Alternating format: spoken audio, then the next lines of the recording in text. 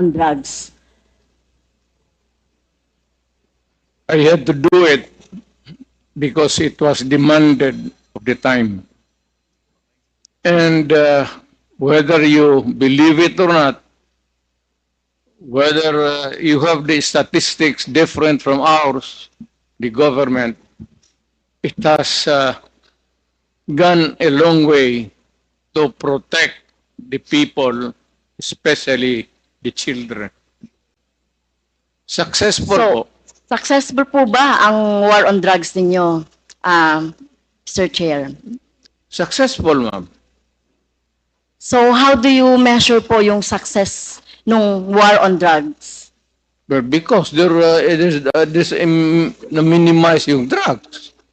You cannot entirely eradicate drugs because pang hanap buhay yan eh. Until now, you cannot kill everyone na alam mo o hindi mo alam. It's a commercial thing that is of value. And people, yung walang trabaho, walang hanap buhay, papasok talaga dyan. Lalo na if they are criminally inclined to do it.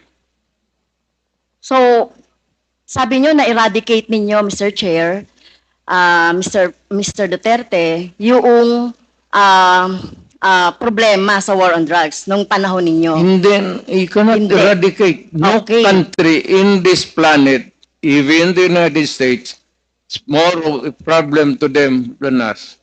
Hindi mo ma-eradicate, ma'am. Hanap buhay yan. Okay, pero sinabi niyo po kanina, Mr. Chair, sinabi niyo po kanina na success. So how do you measure success? Yun po bang ipinasa ninyo sa Supreme Court na more than 20,000 na namatay sa panahon ninyo?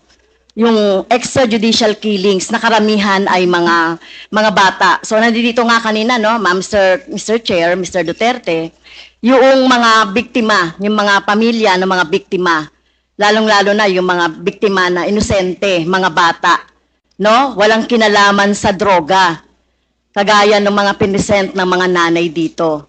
So, paano nyo ma-measure yung sinasabi nyong success? Hindi nyo na-eradicate. Gumamit na kayo ng force. Pinagpapatay yung mga suspected na mga drugs personality. Pero, hindi pa rin na-eradicate. Sabi nyo, hindi nyo ma-eradicate yan kahit na gumamit na ng patayan. So, paano nyo nasabing success yung sa panahon ninyo itong war on drugs? Success in the sense that it was minimized. Hindi naman that's a relative word. Pero, you know,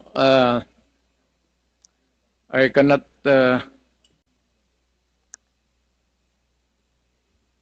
Minimize. basta ginawa ko yung dapat kong gawin sa panahon ko, ma'am.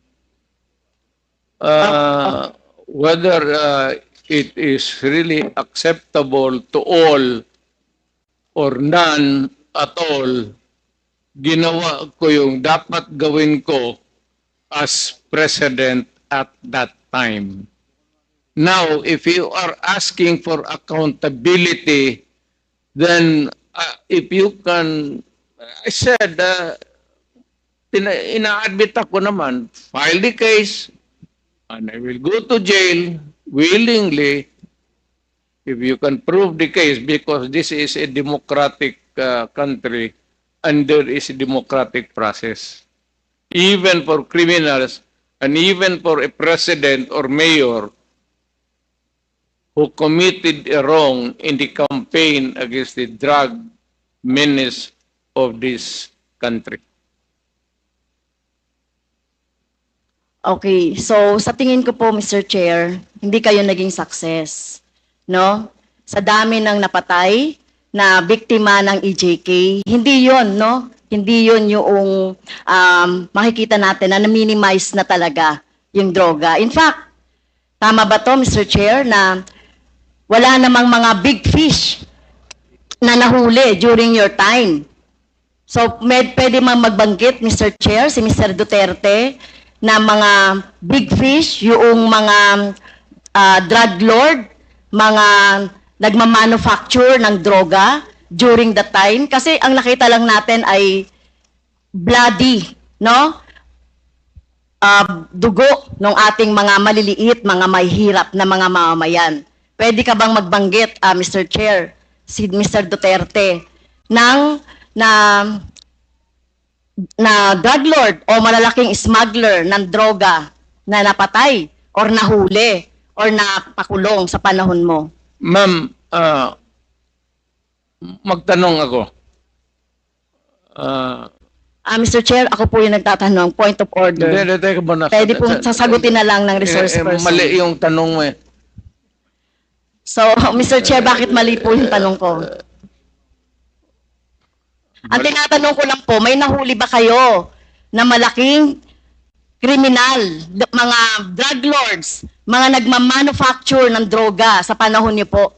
Kasi ang nakita lang ng tao ay yung mga namatay na mga bata, na mga small time, na mga drug addicts, or mga pusher, etc. O meron mang mga LGU na mga mayor, merong iba. Kaya lang, yung pinanggagalingan po ng droga, meron po ba, Mr. Chair? Meron, ma'am. Marami doon nasa dagat, harap ng Davao. Yung iba naman dyan sa Mount Apo. Can you elaborate on that? Anong dagat at anong tapok? Tinapon ko. Sino po yung mga tinapon ninyo na mga drug lord at smuggler at malalaking fish sa droga? Hindi ko na tinanong bakit pa ako magtanong. Basta pag nahuli, drug lord, I take over, lagay ko sa bangka, pagdating doon sa dulo, talian ko yung kamay pati paa, tapos itapon ko. Okay. So, dapat po magbanggit kayo. At alam ko po, Mr. Chair, si Mr. Duterte ay isang lawyer. At alam ninyo yung due process. At alam nyo ba paano pahalagahan ang buhay? Whether yan po ay talamak na kriminal o wala ng pag-asa sa buhay or whatever, kung nahuli, dapat ay binigyan ng due process, inahawa ng cases, kinulong, at hindi agad-agad ng pinapatay na katulad ng ginagawa ninyo, Mr. Chair, ni Mr. Duterte. Ginagawa ni Mr. Duterte yung sa sinabi niya.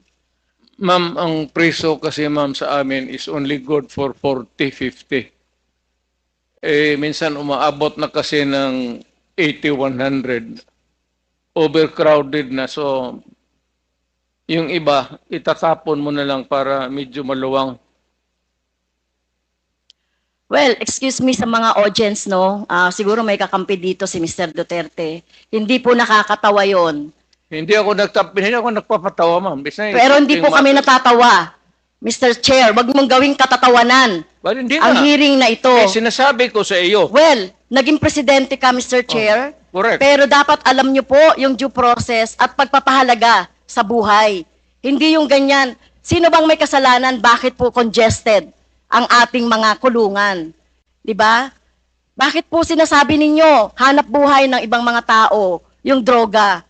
'Di ba dapat obligasyon ng pamahalaan na i-provide ng pagkakataon, oportunidad para sa employment ang mga tao para hindi po na sa droga na katulad ng sinasabi ninyo, no, mga dahilan. Pero ito po, no, wag niyo pong gawing katatawanan. Kung totoo po yung sinasabi niyo, name names. Sino po yung tinapon niyo sa sa dagat? Nakita pa po ba yan ng kamag-anak niya? Ito katulad po ng mga biktima ng ating droga, ng biktima ng EJK dito. Wala man, Davao man ako assign, ma'am. Di po, Hindi ito man katulad dito? nito, katulad niyan. Sinabi po Mr. Chair ng ating ni Mr. Duterte na pag may nahuli siya na sangkot sa droga o malalaking fish, tinatapon niya. So ganun na po ba ka-cheap? O wala kayong pagpapahalaga sa buhay ng tao? Kaya sa panahon ninyo ng war on drugs, no wonder 30,000 or less ang namatay sa panahon ninyo. Sa halip na gawin ninyo ay i-rehabilitate, bigyan ng trabaho, pero ang ginawa ninyo sa mga pulis, utusang patayin ang mga biktima ng droga. Tama po ba yun, Mr. Wala Chair? kasi akong trabaho maibigay sa kanila, ma'am, hanggang ngayon. It remains to be a problem. Ano, what you're mounting is still the same problem that we have had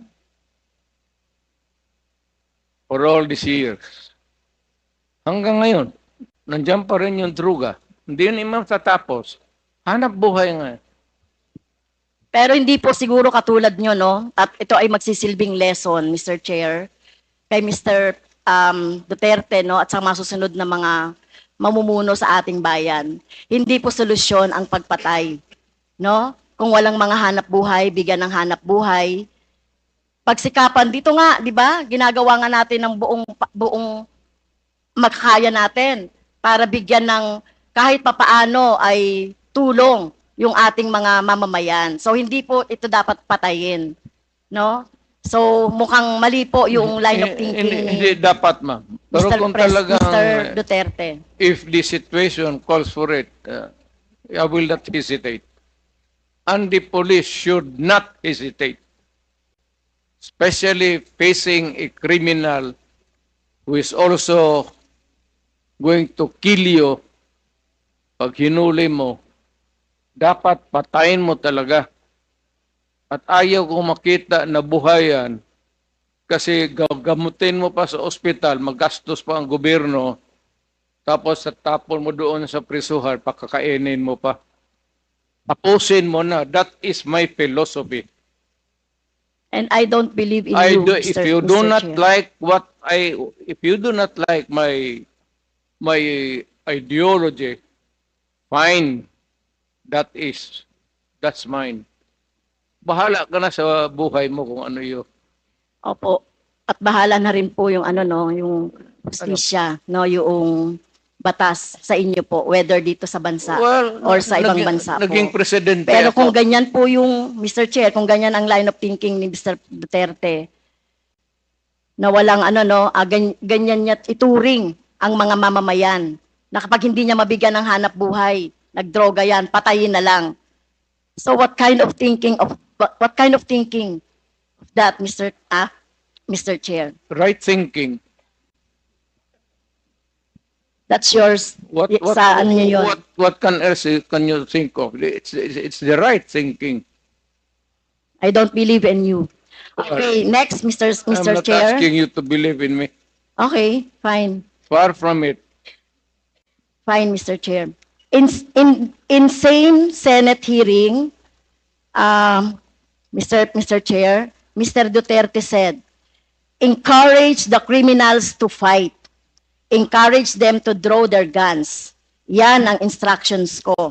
And the only way na hindi kayo makulong, and to justify the killing is bigyan mo talaga ng panahon na lumaban. Okay?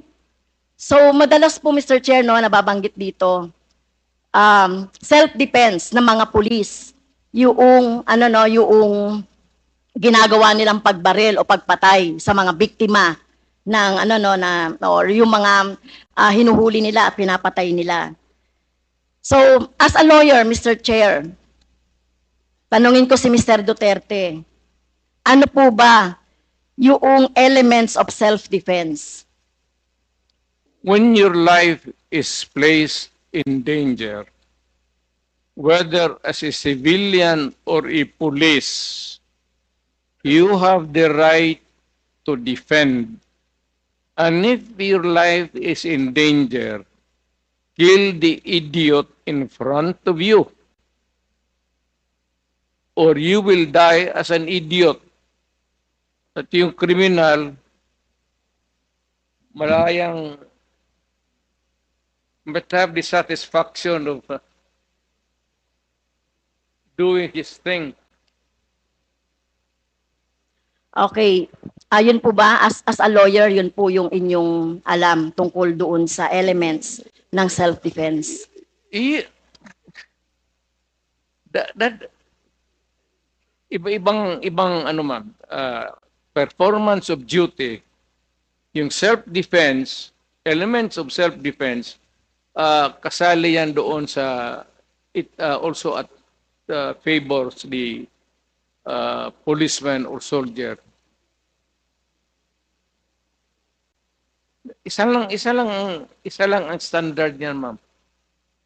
Are you in danger of losing your life in front of a person, whether really criminal or your enemy, galit mo, and there's a confrontation, a violent activity ensues, and if your life is in danger, put the idiot down. Rather mamatay ka. Ano ba itong buhay na ito? Okay. Magpadrama ba tayo? Thank you po, Mr. Chair. Salamat. So sinasabi niyo po, encourage the criminals to fight. Okay? Encourage them tama to yan. draw their guns. Drama yan. Okay? So ang elements po ng self-defense ay, ang alam ko po, no, sa turo ng mga abogado, ay kung merong unlawful aggression. Eh yung bata po, meron bang yung napatay na mga bata, yung mga napatay na mga basta na lang nakursunadahan, etc. So wala ditong elements of self-defense, no? Number 2, reasonable necessity of the means employed to prevent or repel. So ang nangyari na po, pinatay na agad no? Pinatay na agad yung biktima. Pangatlo po, yung lack of sufficient provocation on the part of the person defending himself. Pero sinasabi dito, sufficient provocation. Mr. Chair, mismo nga sa presidente, dating presidente, si Mr. Duterte, sinabi mo na nga sa instructions mo doon sa inyong mga pulis, encourage the criminals to fight, palabanin. Okay? At narinig ko pa nga minsan ay kung walang baril ay bigyan ng baril. So encourage. So saan po dito yung elements of self-defense na sinasabi po ng mga pulis ninyo? Pero kayo po, kapag kapag yung time na nandiyan na yung biktima o nandiyan na yung suspect, kayo po talaga gusto nyo patay talaga agad. I mean, I do not mean to be discourteous, Mr. Chair. Like to advise the lady to, pag siyang pumasok diyan sa aggression, you'd never understand that. Wag na lang. Your hypothetical Hindi, Mr. Chair, si Mr. Duterte mismo nagsabi patayin agad. Wala bang pagkakataon na mabigyan na mabigyan ng pagkakataon yung suspect or yung gustong mahuli? Ang concept niyo talaga patayin agad ang mga kriminal o yung mga addict o yung mga pusher. Pero ang tanong ko nga, hindi niyo ginawa yan sa mga drug lords. Okay? Hindi kayo nang huli ng mga manufacturer ng drugs. Pero yung mga maliliit, ganyan ang tingin ninyo, ano? Yung mga kriminal na sinasabi ninyo. Ganyan niya tratuhin. ganon ako gagago. Excuse me, Tingin mo, point of order. ganon ako Point of gagago? order, Mr. Chair. Kanina Hindi, sinabihan na natin na may rule na bawal gumamit ng malaswang salita or hindi magandang salita. I'm using a word, ganon, am I that stupid? English yan. Ang Tagalog niyan is ganon ako gagago.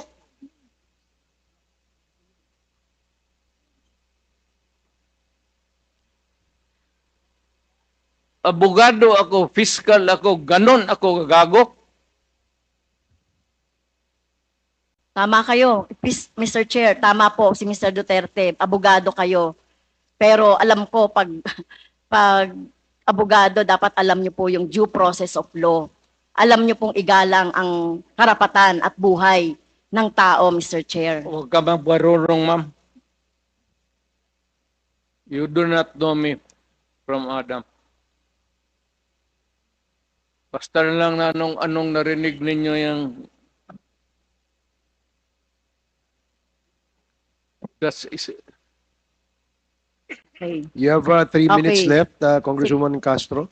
Yeah, last time na po ba, Mr. Chair? You have 3 minutes left. 3 minutes na lang. Okay, thank you, Mr. Chair. Si Michael Yang po ay kilala na at kilala pong malapit sa inyo sa kay Mr. Duterte, Mr. Chair. At in fact, sa panahon po ni Mr. Duterte, inappoint siya as economic manager.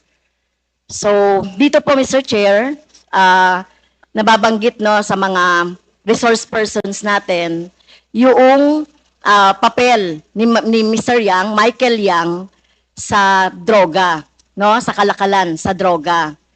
So, ang tanong ko po kay Mr. Duterte, Mr. Chair, gaano niyo po kilala si Mr. Yang o si Michael Yang? Michael Yang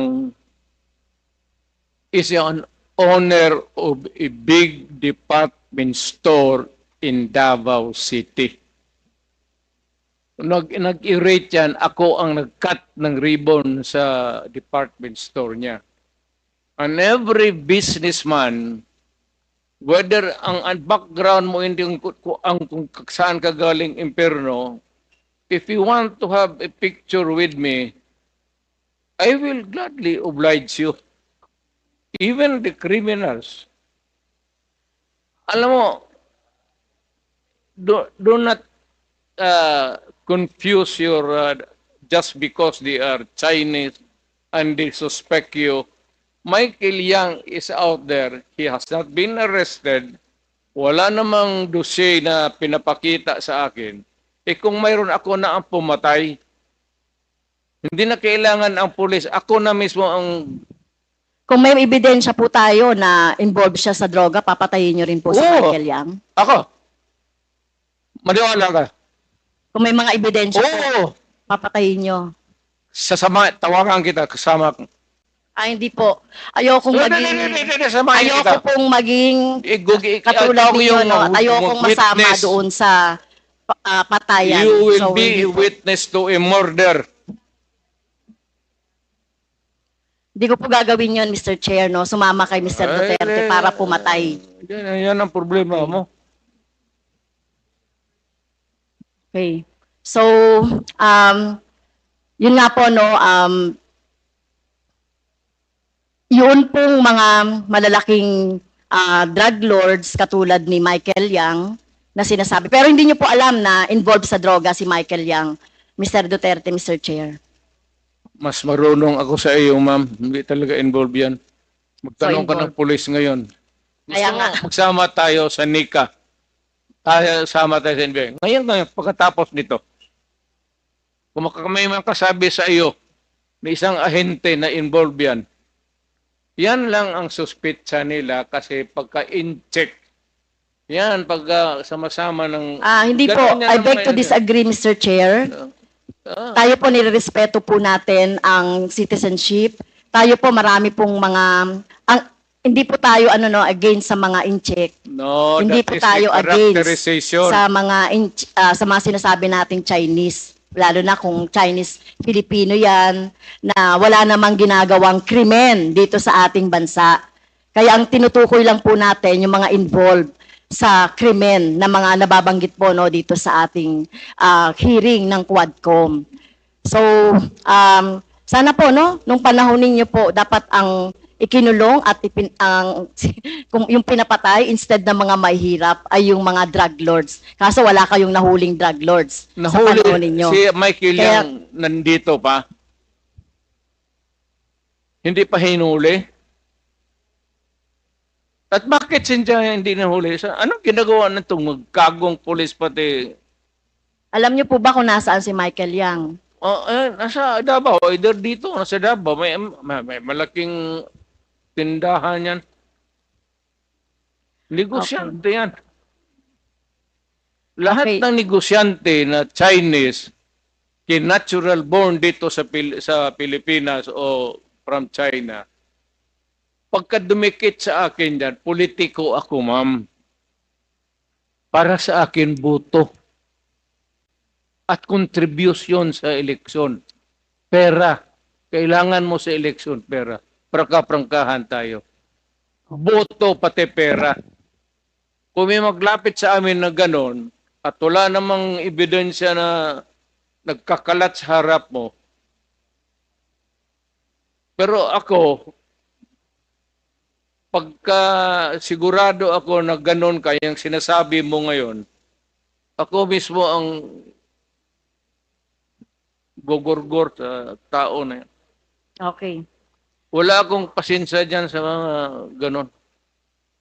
So, Okay. do not worry. Last question. Last I question. love my Last question country na po, more Mr. than Chair. anybody else in this room. Dahil hindi po ako nasatisfy doon sa sagot ni Mr. Duterte, kaugnay doon sa, kasi gusto nating maturuan yung ating taong bayan, ano, about doon sa, laging inaargumento na lang, self-defense, or whatever, no, o yung pag-encourage ng mga criminals to fight. So, pwede bang matanong si Ma'am, Attorney I am Neri? not here to satisfy you. Attorney Neri, Mr. Chair, to explain the elements of self-defense at bakit hindi pasok dito yung mga arguments ni Mr. Duterte. Thank you. Yung- Thank you, Mr. Chair. Hindi pasok po yung element. Ang elements kasi ng self-defense is una muna unlawful provocation on the part ng biktima. So kung inudyukan mo yon, ibig sabihin hindi siya nagpo-provoke. So tapos agad yung self-defense yun. Yung nabanggit ni Presidente kanina na official duty. So totoo lang, ang self-defense, whether official ka ng gobyerno o individual kang pribado, hindi yan requirement, hindi siya element. Kasi kahit wala kang official duty, pag ikaw may unlawful aggression ng isang tao, may karapatan ka mag-self-defense. Ang pangalawa, lack of sufficient provocation on the part of the police. Admission mismo ng Presidente na pinrovoke. So hindi talaga papasok sa elements ng self-defense yung ginawa ng police. Ngayon, klaro ba sa mga statements ng dating presidente, yung kill, ina-admit niya naman yon. Yung pag-claim ng self-defense, afterthought na yon, tingin ko, Mr. Chair, kasi hindi naman yan binabanggit dati. Pangalawa, alam ng police yung self-defense.